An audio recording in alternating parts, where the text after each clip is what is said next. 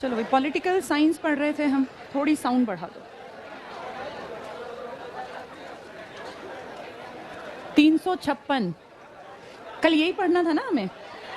ठीक है, page number बताओ तो। 1 मिनट शायद चेंज करनी पड़ेगी साउंड। 165 61। अच्छा, ये कंप्लीट हो गया था पहला पॉइंट। पेज 161 पर 161 पर पहला पॉइंट कल हमने समझ लिया था और सेकंड पॉइंट भी समझ लिया था, है ना? थर्ड फोर्थ चारों पॉइंट समझ लिए थे।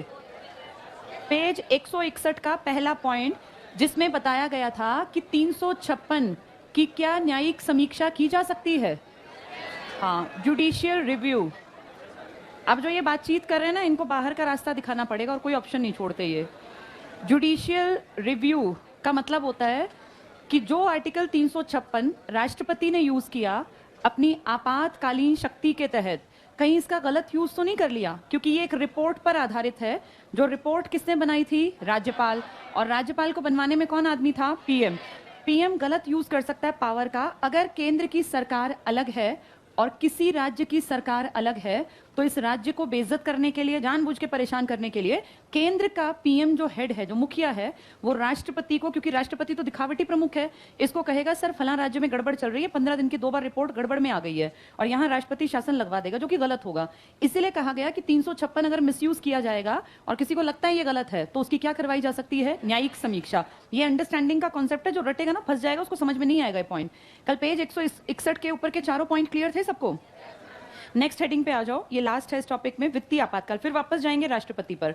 वित्तीय आपातकाल आप अच्छी तरह जानते हैं, आर्टिकल 360 आज तक कभी यूज नहीं करना पड़ा। अगर कभी कंडीशन आई तो वही है कि राष्ट्रपति लगा देगा 360, लोकसभा राज्यसभा की परमिशन लेंगे और सारे जितने बिल हैं, मनी बिल, उन सबको राष्ट्रपति कंसीडर कर सकता है मर्जी से। देखो इस पर, वित्तीय आपातकाल पर, financial emergency article 360, second point tick करना, सेकेंड लाइन। पहली लाइन सिर्फ पढ़ेंगे। राष्ट्रपति उस स्थिति में वित्तीय आपातकाल की घोषणा कर सकता है जब वो इस तथ्य से संतुष्ट हो कि, अंडरलाइन कर लो, भारत अथवा इसके किसी भाग में वित्तीय स्थायित्व अथवा साख, यानी आपके पैसे की जो वैल्यू है इंटरनेशनल मार्केट में, की स्थिति खतरे में है। राष्ट्रपति केंद्रीय मंत्रिमंडल की सलाह पर ही वित्तीय आपात की घोषणा करता है, मर्जी से या पूछ के पीएम से। पीएम बताता है कि सर गड़बड़ चल रही है, आप इसकी आपातकाल की घोषणा कर दो। ये अंडरलाइन कर लो, केंद्रीय मंत्रिमंडल की सलाह पर ही वित्तीय आपात की घोषणा करता है, किंतु इसके लिए मंत्रिमंडल की लिखित सलाह आवश्यक नहीं है। किस आर्टिकल के लिए रिटन जरूरी है परमिशन? किसका मिसयूज किया गया था? किस आर्टिकल का? 352। किस सरकार ने किया था? कौन से सन में? क्या कोई लिखित में कागज दिया गया था? एक फोन कॉल घुमाया गया था ना, तो इसीलिए कहा गया कि अब के बाद अगर 352 लगाना हो तो कैसी परमिशन होनी चाहिए? लिखित। अगर लिखित नहीं है, और लिखित कौन देगा? ये मंत्रिमंडल, जिसमें देखो पीएम है, कैबिनेट है, बाकी सारे बड़े बड़े लोग। अगर लिखित नहीं है ना तो 352 नहीं लगेगी। 360 के लिए कह रहे हैं, लिखित के बिना भी लग जाएगी। तो ये टिक कर लो, ये इंपॉर्टेंट है, दोनों में डिफरेंस है ये। तो लिखित सलाह आवश्यक नहीं, डबल टिक कर लो, आवश्यक नहीं। यही लिखो 352 में लिखित जरूरी है। 352, आर्टिकल 352 में लिखित जरूरी है। 360 में लिखित की जरूरत नहीं है, 352 जरूरी है। आगे पढ़ो। वित्तीय आपातकाल की घोषणा पर संसद को 2 महीने के भीतर अपनी स्वीकृति। हमने 352 में कितने महीने पढ़े थे? नहीं, स्वीकृति के लिए 352 अगर कल लगता है तो कितने महीने में स्वीकृति चाहिए? और कितने महीने के लिए? फिर स्वीकृति, फिर 6 महीने। कब तक चलेगा? अनंत काल, अनिश्चित काल। अगर 360 लगता है तो कितने महीने में? 2 महीने में। बल्कि 356 पहले पढ़ लेते हैं। 356 लगता है तो भी 2 महीने। कितने महीने के लिए? फिर कितने साल हुए? अगर स्थिति ना सुधरे तो 3 साल, और अगर फिर भी ना सुधरे तो संविधान में चेंज करना पड़ेगा। एग्जाम्पल दे सकते हो एक? पंजाब 87 से 92, लगातार 5 साल हमने पढ़ा था, 3500 कुछ दिन प्लस। इस तरह 360 है, अगर लगा दिया तो कितने महीने मिलेंगे? 2 महीने। इसका लिखित में कुछ प्रावधान नहीं है कि कभी ये हटाना पड़ेगा। पहले वाला अनिश्चित काल का, दूसरे वाला 1 साल, कंडीशन ज्यादा ही खराब हो तो 3 साल, और उससे भी ज्यादा खस्ता हालात हो तो फिर अमेंडमेंट के थ्रू। ये टिक कर लो कि इस पे क्या कहते हैं, 2 माह के भीतर अपनी स्वीकृति। नेक्स्ट पॉइंट पढ़ना। देश में वित्तीय आपातकाल के दौरान राष्ट्रपति को निम्नलिखित शक्तियां। पहला, राज्यों को वित्तीय संपत्ति से जुड़े कानूनों पर नजर रखने का निर्देश दे सकता है। टिक कर लो, यानी पैसे का ध्यान रखो हर राज्य, ये कह सकता है राष्ट्रपति। नेक्स्ट पॉइंट में सेकंड लाइन टिक करना। वेतन और भत्तों में कटौती संबंधी निर्देश दे सकता है। जब पिछले साल पेंडेमिक आया, तुम्हें पता है सैलरीज में इजाफा नहीं हुआ था पिछले साल? पता है तुम लोगों को ये बात? जो जितने लोग गवर्नमेंट जॉब में होते हैं ना, इन सबको हर साल जनवरी में और जुलाई में इनकी जो सैलरी होती है ना, उस पर इंक्रीमेंट लगता है हर बार। आप गवर्नमेंट जॉब में, आपके घर में कोई है या जानकारी में, तो आप उससे पूछना, हर साल सैलरी बढ़ती है बिना कुछ किए भी, अपने आप इंक्रीमेंट लगते जाते हैं। ये इंक्रीमेंट 2020 में नहीं लगाए गए थे, कारण देश पे पहले इतना भार था, पेंडेमिक में सब कुछ जीरो। सरकार की कमाई का साधन क्या है? सरकार को सबसे ज्यादा पैसा मिलता है टैक्स से, और टैक्स कौन देगा? जिसके हाथ में कमाई होगी। बिना कमाता आदमी टैक्स कहां से भरेगा? सरकार ये 1-1, 2-2 रुपए का टैक्स नहीं देखती, वो देखती है करोड़ों रुपए कौन सी फर्म देती है। जिसकी कमाई होगी वो टैक्स देगा। सोचो आपके देश में ऐसे ऐसे लोग हैं जो 100-100 करोड़ रुपए, बहुत नॉर्मल बात है, महीने में कमा लेते हैं। अब 100 करोड़ कमाने वाला अगर वो सर्विस दे रहा है तो भी टैक्स देगा, अगर वो गुड्स के बिजनेस में है तो भी टैक्स देगा। ये सिर्फ एक टैक्स नहीं देते, ये सर्विस टैक्स भी देते हैं और ये इनकम टैक्स भी देते हैं। तो आपकी सरकार को ऐसे लोगों से फायदा होता है जो अमीर होते हैं, और अमीर होना देश के विकास की तरफ आपके देश को लेके जाता है। क्योंकि अगर टैक्स नहीं होगा तो रोड कहां से बनेंगे, पुल कहां से बनेंगे? इतनी व्यवस्थाएं जो चल रही हैं, हर एक आदमी इसमें पैसा नहीं देता, जिनकी कमाई है वो पैसा देते हैं। जब पिछले साल कमाई बंद पड़ी थी, फैक्ट्री बंद थी, सब कुछ बंद था, तो कमाई जीरो बराबर थी। जब जीरो कमाई है तो टैक्स भी नहीं आएगा, टैक्स नहीं आएगा तो सरकार इंक्रीमेंट कहां से देगी? इसीलिए पिछले साल कोई इंक्रीमेंट नहीं लगाया गया। यही बात कर रहे हैं, टिक कर लो। इसमें वेतन भत्तों में कटौती संबंधी निर्देश दे सकता है राष्ट्रपति। नेक्स्ट करना, राष्ट्रपति राज्य विधानसभा द्वारा पारित सभी धन विधेयक और अन्य वित्त विधेयक अपने विचार के लिए सुरक्षित रख सकता है। ये लोकसभा की बात कर रहे हैं, विधानसभा की? विधानसभा। वैसे राष्ट्रपति के पास सारे मनी बिल जाते हैं क्या, ये तुम जानते हो? मनी बिल पहले किसके पास जाता है? 2 तरह के बिल होते हैं, एक का नाम है मनी बिल और एक का नाम है ऑर्डिनरी बिल। ऑर्डिनरी को आप कहते हो साधारण विधेयक और इसे आप कहते हो धन विधेयक। धन विधेयक पहले किसके पास जाता है? राष्ट्रपति।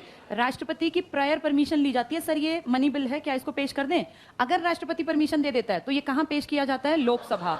लोकसभा का अध्यक्ष इस पे आर्टिकल 110 के तहत साइन भी करता है और इस पे स्टैंप लगाता है। फिर ये जाता है राज्यसभा में, कितने दिन के लिए? 14 दिन। विद इन 14 डेज अगर वो पारित कर दे, वेल एंड गुड, नहीं पारित करे कोई फर्क नहीं पड़ता। ये फाइल यहां जो भेजते हैं, फोटोकॉपी मान लो, ये फाइल वापस मंगवा के किसके पास भेजेगा? राष्ट्रपति। राष्ट्रपति इस आर्टिकल को देखते ही समझ गया कि मैंने पहले ही हां कह के ये फाइल आगे बढ़ा रखी है, इसलिए राष्ट्रपति पहली बार में ही क्या कर देगा? साइन।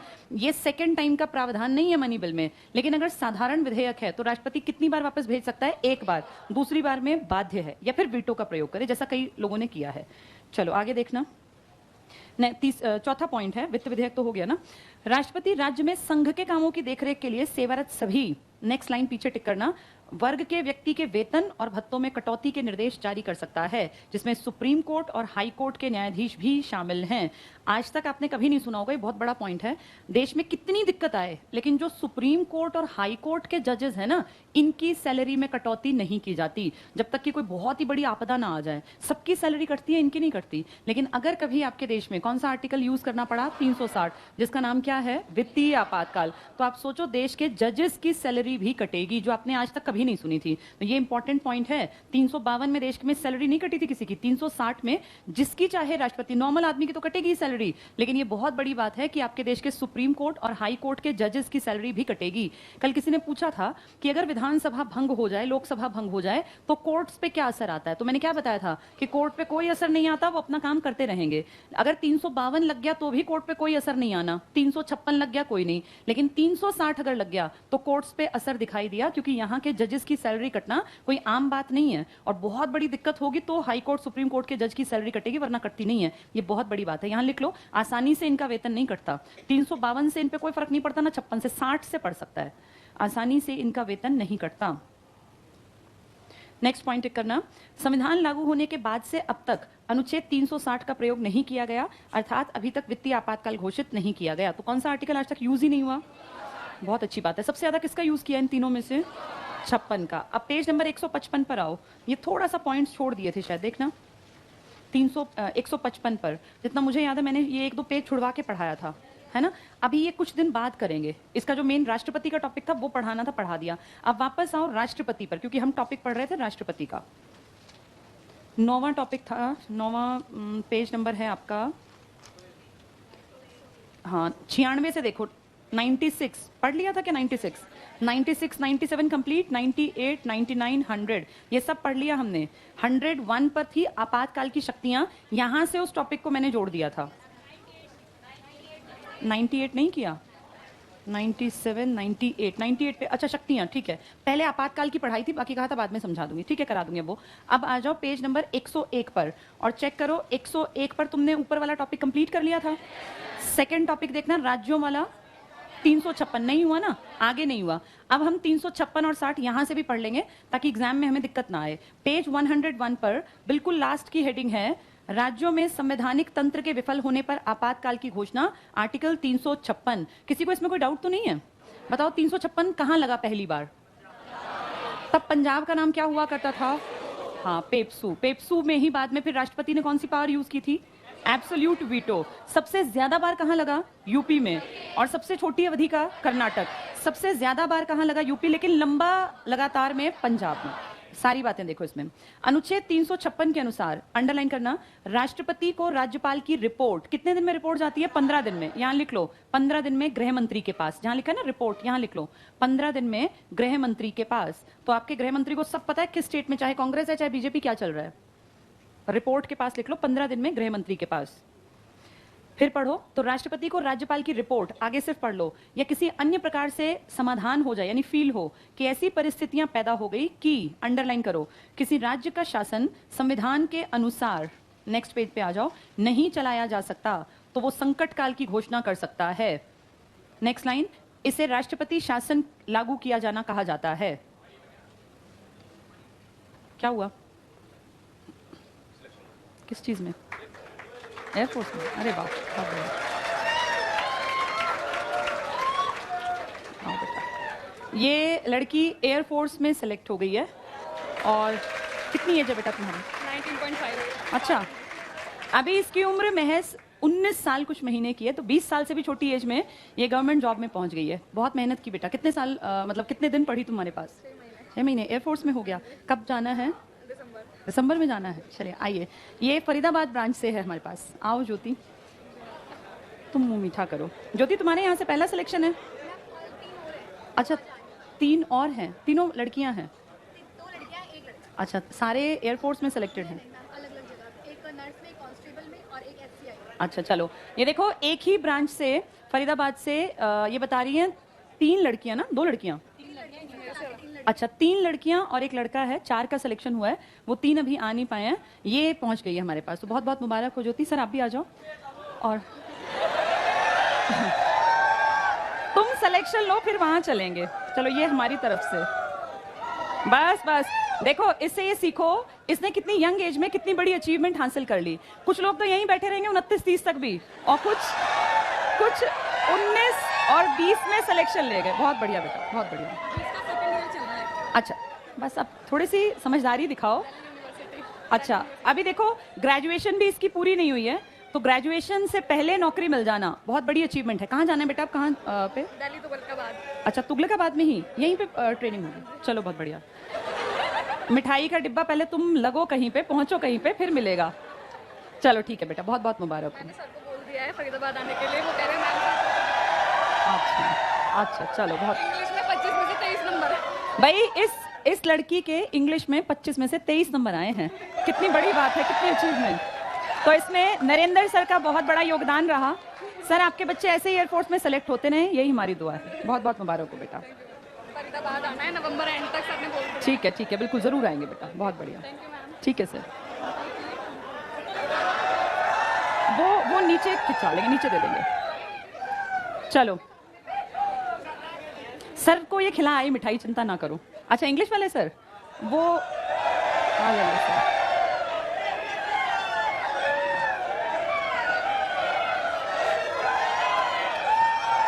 आ जाओ, तुम भी आ जाओ।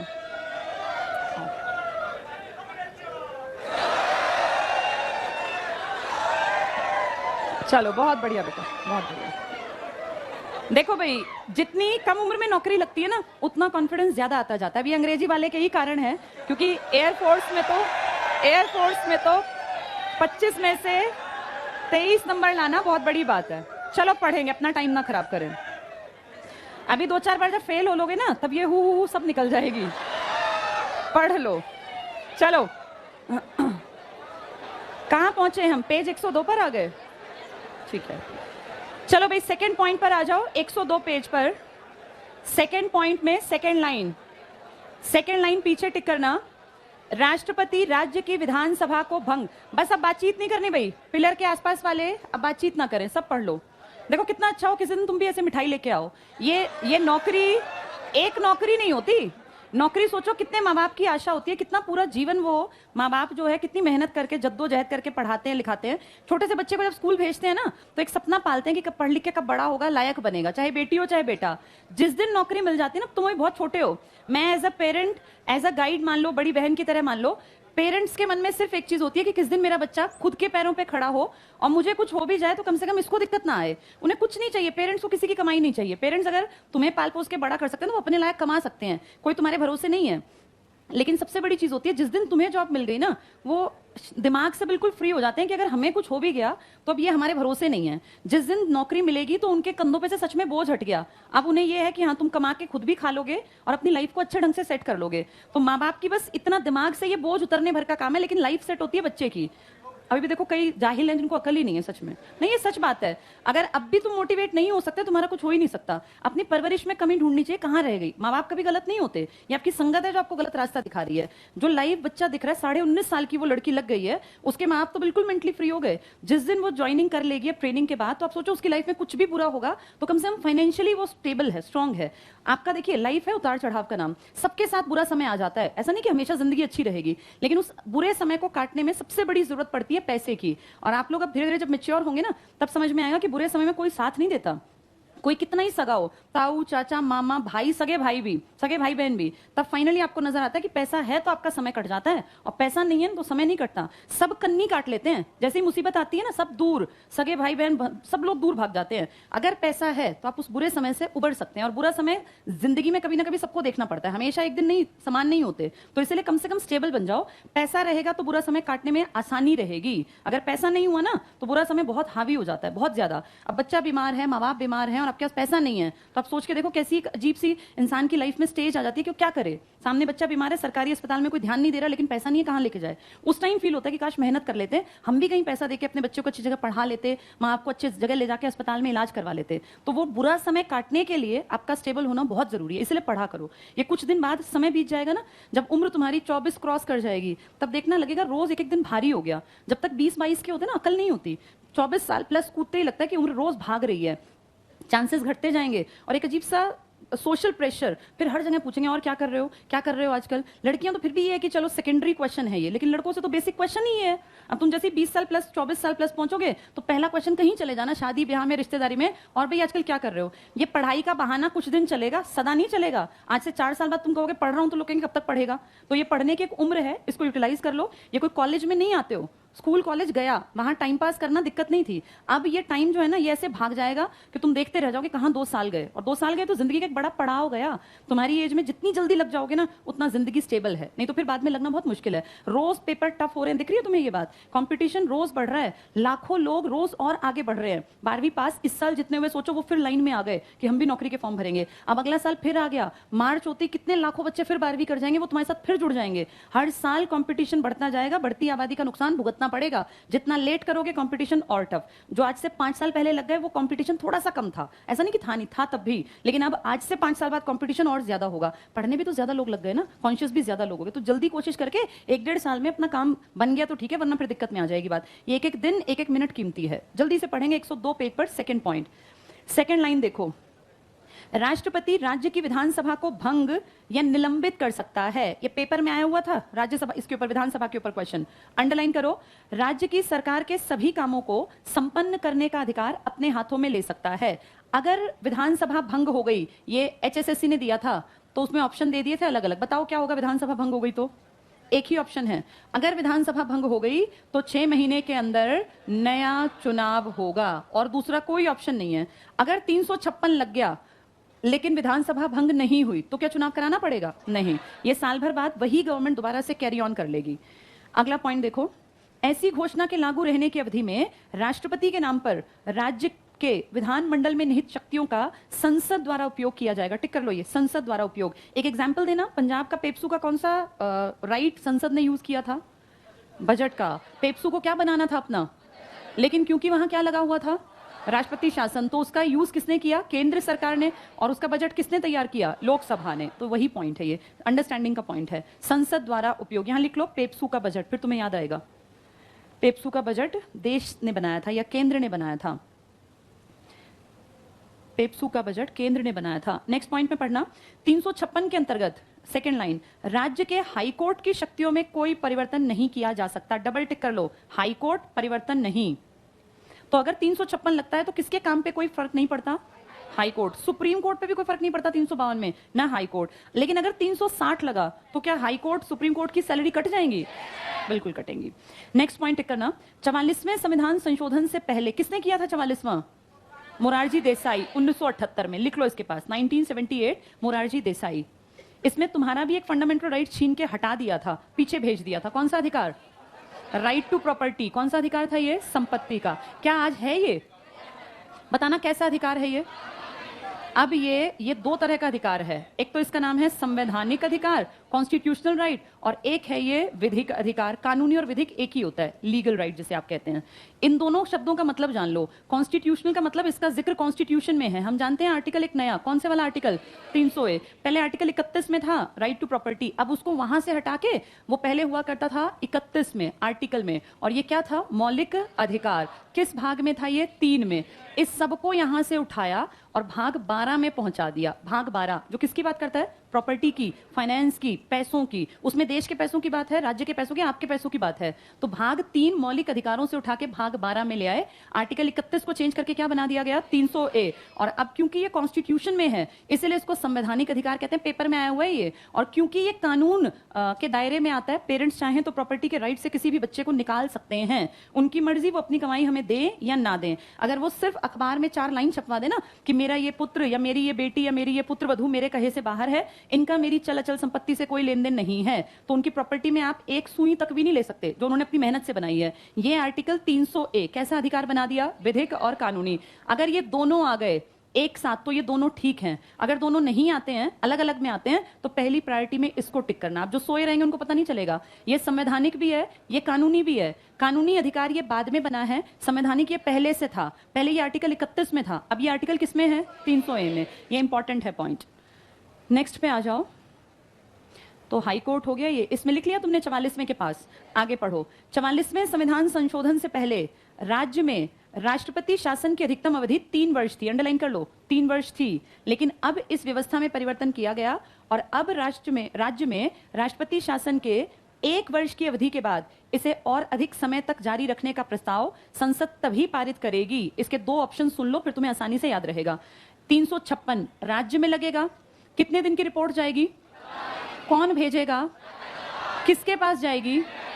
गृह मंत्री बताएगा पीएम को, सर इस राज्य में 2 बार की रिपोर्ट नेगेटिव आ गई, गड़बड़ चल रही है। पीएम कहेगा राष्ट्रपति को, सर यहां गड़बड़ है, आप क्या लगा दो? 356। अगर 356 लग गया तो यहां का सारा कामधाम किसके नाम से चलेगा? राष्ट्रपति के नाम से। और नाम क्या कहलाएगा? राष्ट्रपति शासन। लेकिन राष्ट्रपति इतना फालतू नहीं है कि 9-10 राज्यों में या 5-7 राज्यों में कहीं जाके काम संभाले। ये सारा काम किसको पकड़ा देगा? राज्यपाल को। अगर विधानसभा भंग हुई तो कितने महीने के अंदर? और अगर भंग नहीं हुई तो चलती रहेगी। चलते रहेगा तो कितने? 1 साल। 6-6 महीने करके कितने साल? 1 साल। अगर 1 साल बाद स्थिति नहीं सुधरती, जिसके चांसेस बहुत कम है, तो क्या करेंगे? सुन लो, ये चुनाव आयोग से पूछेंगे, सर क्या यहाँ पे इलेक्शन करवा सकते हैं क्या? अगर इलेक्शन कमिश्नर कहता है हाँ ठीक है, स्थिति बिल्कुल मैं चुनाव कर सकता हूँ, तो कहेंगे चुनाव करवा दो, विधानसभा भंग करके चुनाव करवा दो, नई सरकार बनने दो। अगर चुनाव आयोग कहता है नहीं भाई यहाँ की कंडीशन चुनाव के लायक नहीं है, यहाँ हिंसात्मक कार्यवाही हो सकती है और अभी गड़बड़ है, इसने अगर लिखित में मना कर दिया चुनाव आयोग ने, या उसी टाइम आपके देश के किसी बड़े हिस्से पर विदेशी आक्रमण हो गया, फॉर एग्जाम्पल चाइना अटैक कर दे, जैसे इंडो साइनो वॉर बताया था ना मैंने तुम्हें, इस तरह दोबारा अटैक कर दे, या पाकिस्तान अटैक कर दे, या कोई भी पड़ोसी भारत, या तो पूरे भारत पर अटैक कर दे या किसी एक बड़े हिस्से पर, तो उस कंडीशन में आपके देश को लगेगा कि जब भारत पे हमला हो गया 352 लगाना पड़ा, तो 356 को कुछ दिन रोक लेते हैं और यहां राष्ट्रपति शासन चलने तो क्या बिगड़ रहा है? सिर्फ ये 2 कंडीशन है जब 1 साल से ज्यादा राष्ट्रपति शासन चलेगा। अगर ये दोनों कंडीशन नहीं है तो 1 साल के अंदर अपनी स्थिति सुधार ले राज्य और वहां इलेक्शन करा दिए जाएंगे। यानी 2 कंडीशन किस किस के ऊपर डिपेंड करती हैं? एक चुनाव आयोग के ऊपर और दूसरी भारत के ऊपर अटैक हुआ है कि नहीं हुआ। ये दोनों पॉइंट्स देखो अगली लाइन में है। चलो ये टिक कर लो। अभी भी कुछ लोगों का बातचीत में ध्यान है, इनको निकाल ये कूड़ा करकट साफ करना है यहाँ से। जिनका बातचीत में ध्यान है ना, इन पे नजर रख, उसको बुला, उसको दफा कर यहाँ से। ये कुछ लोगों को तो अकल आनी ही नहीं है जब तक कि उनके ऊपर थोड़ा स्ट्रिक्ट ना हुआ जाए। चलो जल्दी से देखो अगला पॉइंट। अब इसको दोबारा पढ़ के देख ले। 1 वर्ष की अवधि के बाद इसे अधिक समय के लिए जारी रखने का प्रस्ताव संसद तभी पारित करती है, पढ़ो, जबकि इस प्रकार प्रस्ताव पारित किए जाने के समय, अंडरलाइन करो, अनुच्छेद 352 के अंतर्गत संकट काल लागू हो। फर्स्ट लिख लो उसके ऊपर, पहला कंडीशन। और सेकंड कंडीशन लिखो, सेकंड, चुनाव आयोग ये प्रमाणित कर दे कि राज्य में चुनाव करवाना संभव नहीं है। तो 1 साल से जंप करके कितने पे पहुंच सकते हैं? 3 पर।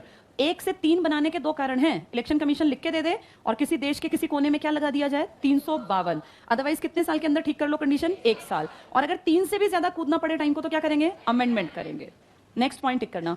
किसी भी परिस्थिति में 3 वर्ष के बाद राज्य में राष्ट्रपति शासन लागू नहीं रखा जा सकेगा। यहां वेरी वेरी इंपॉर्टेंट लिख लो। और लिखो पंजाब में 5 साल चला था। यह अपवाद है। पंजाब में 5 साल, कब से कब तक था ये? 87 से 1992 तक, 1987 से 92 तक। मिलिटेंसी थी, आतंकवाद का बोलबाला चरम पे था, आतंकवाद पंजाब में। चलो इसके बाद अगला पॉइंट पढ़ लो। सेकेंड लाइन टिक करना उसमें, अगले पॉइंट में। अनुच्छेद 19, क्या है 19 बताना जरा? 19 किसकी आजादी देता है? अभिव्यक्ति की, राइट टू एक्सप्रेस। अभिव्यक्ति किसके थ्रू की जा सकती है? हाँ, विचारों की अभिव्यक्ति का सबसे अच्छा माध्यम क्या है? प्रेस। प्रेस में आपके विचार जाएं देश के कोने कोने तक। क्या अगर 352 लगा है, चाइना ने भारत पर अटैक कर दिया, तो क्या अखबार छपने जरूरी हैं? बंद कर दिए जाएंगे टीवी, अखबार, रेडियो। 356 लगेगा तो भी बंद हो सकते हैं, 360 लगेगा तो भी बंद हो सकते हैं, लेकिन 352 में स्थिति बहुत खराब होने पर होंगे। 356 में पहले बंद करते थे, अब कह रहे हैं 352 में भी अगर सशस्त्र सेना ने विद्रोह किया है तो आर्टिकल 19 खत्म नहीं होगा और सेना की जितनी कार्यवाही है जो कर रहा है वो सब अखबार में जनता को बतानी पड़ेगी। यानी आर्टिकल 19 नहीं छीना जाता। अगर आपके ऊपर अटैक हुआ तो छीन लेंगे, अगर पड़ोसी से आपका हमला हुआ, आक्रमण, तब भी। लेकिन सशस्त्र सेना या सशस्त्र विद्रोह कह लें इसको, कोई भी करे, सेना या आप, हम, कोई भी, उस कंडीशन में अखबार एज इट इज छपते रहेंगे। 56 में भी अखबार ऐसे कैसे छपते रहेंगे? ये टिक कर लो। अगला पॉइंट वही है। 19 के अंतर्गत आने वाली नागरिक स्वतंत्रताएं स्वतः ही निलंबित हो जाएंगी। ये सब निलंबित कब होंगी? जब 352 लगेगा। किस किस कंडीशन में? विदेशियों ने आक्रमण कर दिया या हमारी लड़ाई हो गई। अगर सशस्त्र है तो ये खत्म नहीं होगा। इसके बाद नीचे आ जाओ, वित्तीय आपातकाल पे 360 कितनी बार लगा है ये आज तक? 1 बार भी नहीं लगा ना। अंडरलाइन करना, अनुच्छेद 360 सेकेंड लाइन पीछे टिक कर लो। वित्तीय स्थायित्व या साख संकट में है तो देश या उसके किसी भाग में आपातकाल की घोषणा कर सकेगा। भारत में अभी तक वित्तीय आपात की स्थिति नहीं आई। किसकी सैलरी कटेगी? बहुत बड़े लोगों की। हाई कोर्ट और सुप्रीम कोर्ट, जो कभी नहीं कटती। यहां लिख लो, ये लिखो, high court, HCSC, high court, supreme court के जजेस की सैलरी भी काटी जा सकती है। तो ये बहुत खराब स्थिति होने पर ही होगा, अदरवाइज नहीं। हाई कोर्ट, सुप्रीम कोर्ट के जजेस की सैलरी भी काटी जा सकती है। जब तुम लोग बेसिक बैच में थे तो मैंने तुम्हें भारत के राष्ट्रपतियों का एक टेबल कराया था, याद है तुम लोगों को? वो बताना, पहला राष्ट्रपति कौन था? एक ट्रिक बताया था, doctor doctor doctor, very funny Neelam, ज्ञान झाड़ती रही। याद होगा ना? ये 7 हो गए, बाद में रोती रही, डॉक्टर के डॉक्टर। यहां कौन बैठे हैं अभी? रामनाथ कोविंद, है ना, महामहिम राष्ट्रपति। इनसे पहले अभी कौन वो एक्सपायर हुए थे? प्रणब मुखर्जी, पिछले साल एक्सपायर हो गए थे ना। और वो महिला का नाम क्या था उनका? प्रतिभा देवी सिंह पाटिल। ये अब तक के राष्ट्रपति हैं। बेसिक बैच में तुम्हें बताया गया था कि इन सब के बारे में खास क्या था। इनमें से आज तक 14 में से एक आदमी ऐसा है जिसके बाद न दिन, न महीने, न साल की डेट बदली पीछे की।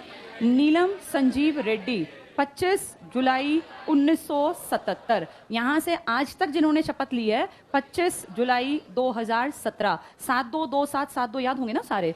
इनमें से एक आदमी ऐसा है जो कार्यवाहक भी बना और फिर राष्ट्रपति भी बना। आज तक सिर्फ एक है, वीवी गिरी। किसकी डेथ हुई थी? एक तीसरे की और एक 5वें की। कौन थे ये? जाकिर हुसैन। और ये 5वें कौन थे? फखरुद्दीन अली अहमद। आपके देश में जब ये राष्ट्रपति बने थे, कौन है ये? एस राधा कृष्णन। इन्होंने अपने हाथों से उसको भारत रत्न दिया था जिनसे इन्होंने खुद भारत रत्न लिया था। इन्होंने इनको भारत रत्न दिया। इन्होंने 62 का भारत रत्न किसको दिया? डॉक्टर राजेंद्र प्रसाद को। 62 में ही आपके देश में टीचर्स डे मनाना स्टार्ट हुआ था। किसकी याद में मनाते हो? राधा कृष्णन। इन्होंने कहा था मुझे राष्ट्रपति के रूप में याद मत करना। 10 साल उपराष्ट्रपति रहे, 5 साल राष्ट्रपति, लेकिन कहा मुझे याद करो तो टीचर के फॉर्म में करना। ये बिहार गांधी थे। यहाँ थे वी गिरी, पहले कार्यवाहक राष्ट्रपति। इसके बाद नीलम की अगर बात करें तो बहुत यंगेस्ट थे। किस एज में बन गए थे? 64। 67। और नीलम पहले एक बार इलेक्शन में खड़े हुए थे जब वीवी गिरी थे, लेकिन इलेक्शन में हार गए और सब कुछ छोड़ छाड़ के कहाँ चले गए थे? केरल। और वहां जाके केरल तो नहीं, शायद तमिलनाडु आंध्र प्रदेश कहीं गए थे, खेती करने लग गए और बोले मैंने सब त्याग दिया। फिर किसी तरह वापस आए और वापस आके जब इलेक्शन में खड़े हुए तो निर्विरोध निर्वाचित अकेले कैंडिडेट थे बस इलेक्शन में, बाकी जिन्होंने नामांकन भरा सब पीछे रह गए, कागज पूरे नहीं थे। तो इकलौते खड़े होने वाले और जीतने वाले इलेक्शन में कौन थे? इन्हें कहते हैं निर्विरोध निर्वाचित राष्ट्रपति, नीलम संजीव रेड्डी। पहली बार एक औरत इलेक्शन में किसके कंपटीशन में खड़ी हुई थी? जाकिर हुसैन। 17 कैंडिडेट थे, एक औरत थी, नाम था मनोहरा होलकर, हार गई थी। जीतने वाली पहली कौन थी? प्रतिभा देवी सिंह पाटिल। और डॉक्टर एपीजे को आप सब जानते हो, मिसाइल मैन ऑफ इंडिया। एक आदमी बताना जो सबसे बड़ी उम्र में आपका राष्ट्रपति बना, सबसे बड़ी उम्र में। इस आदमी का पूरा नाम क्या है? रामा स्वामी वेंकट रमन। याद है, राम का नाम जपते रहे थे। कितने तक बैठे रहे थे? 98 ईयर्स तक, 98 तक। ये कौन थे? डॉक्टर शंकर दयाल शर्मा। और ये कौन थे? KR नारायणन। बताओ ऐसा राष्ट्रपति कौन है? ऐसा राष्ट्रपति कौन है जिसने 4 PM देखे हैं? और क्या नाम था? ठीक है, चलो चलो बाकी कल पढ़ेंगे इसको, डिटेल से कल पढ़ेंगे।